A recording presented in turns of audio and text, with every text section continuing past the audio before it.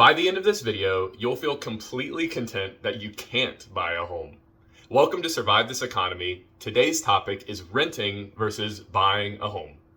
My name is Nick, and I am not a financial advisor, and this is not financial advice. I have, however, made it through my undergrad and 5 years of grad school with a savings greater than most retirees without assistance by ethically finessing the system that tries to hold us down. Renting is rough. Over half of people between 18 and 24 still live at home. 1 in 3 people between 25 and 29 live with roommates. The average cost to rent a 1-bedroom apartment is 30% more than the federal minimum wage, $1,500 versus $1,100 per month.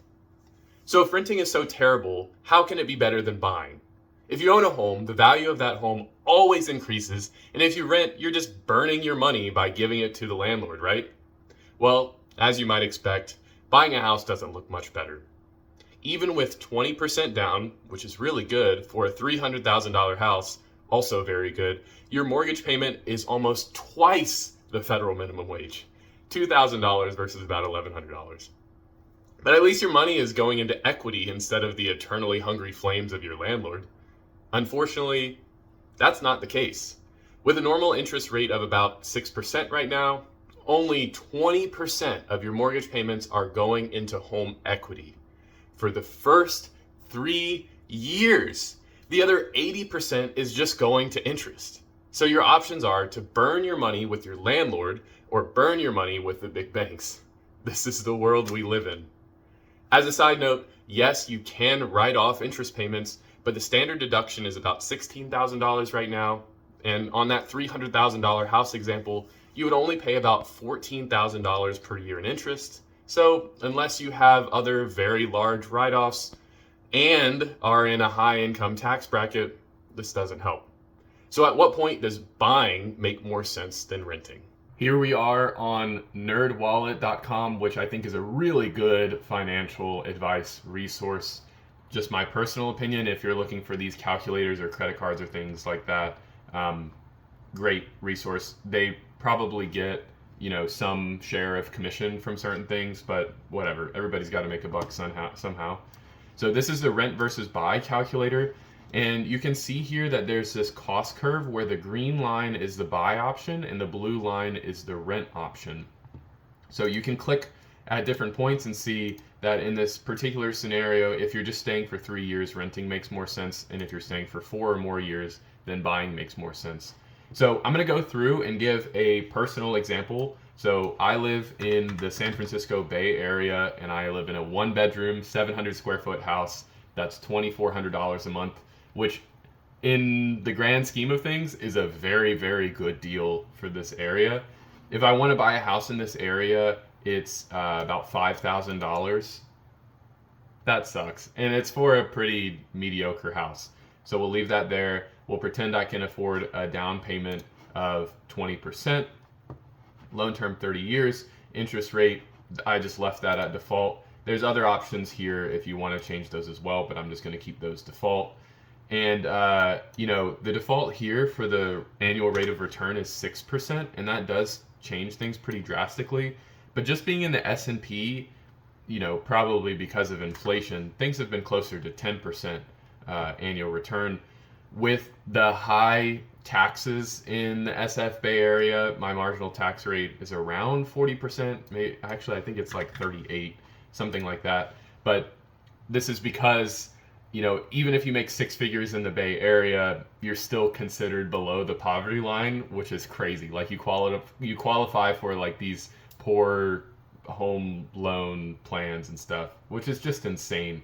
So you're taxed like a wealthy person at the federal level, and then you're also taxed relatively high at the state level, and then you also have local taxes as well. So the marginal tax rate is the sum of the highest tax bracket that you're in. So we'll leave capital gains and inflation rate the same as well. So you can see in my current scenario, it never makes sense to buy. Even if I know I'm going to stay in a home for 30 years, it just doesn't make sense to buy, which is just a crazy concept. So let's go through some of these parameters and see what things have to change for it to flip the other way around. I will say I'm living in a smaller house than I would want to buy. So if there was a equivalent house for that $500,000 price, it would probably be about $3,200 a month.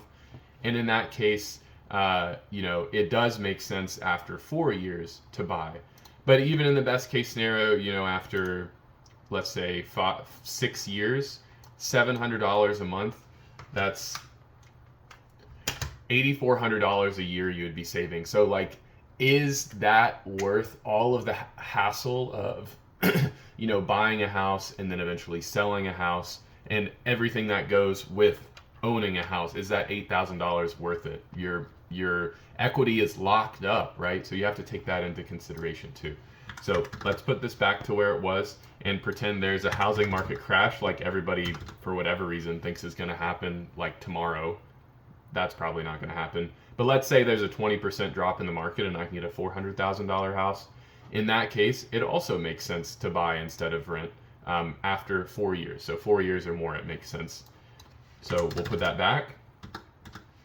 And let's say it's the beginning of COVID and the interest rate is 2%. Again, it makes sense to buy instead of rent. And that's because, again, a lot of that mortgage payment is going to interest. If your interest rate is 2%, then about half of your first set of payments are going to interest and half is going to equity. And your monthly payment is something like 40% less with this lower interest rate, which is insane. So I just did Control-Z to undo that. Another thing that you might have seen change earlier, that if you think your annual rate of return is closer to what you might expect, like 6%, with the inflation, then after 5 years, buying is better than renting, because this whole program is assuming that instead of putting this down payment down or paying more for the house, that you're putting that money in stocks, which you should be, or in something that's going to give you some return. If your tax rate is much higher, which I don't know if we have any marginal tax rates in the US that are 60%, then buying can make more sense than renting. And in this case, it's because, like I mentioned earlier, if you are writing off enough other things on your income or your interest payments are high enough, then you can write off the interest that you pay into the house. So those are, that's sort of the sensitivity analysis there. I highly, highly, highly encourage you, if you're even thinking about buying a house, to go into here and try it out, because maybe even, qualifying for these really low down payment loans makes sense for you. I don't know. But with the current interest rates, probably not. It's much better to rent right now than it is to buy. Crazy concept, but you gotta run the numbers before you subscribe to the dogma that is popular. Of course, there's a lot of other reasons besides financial ones that you may want to buy a house.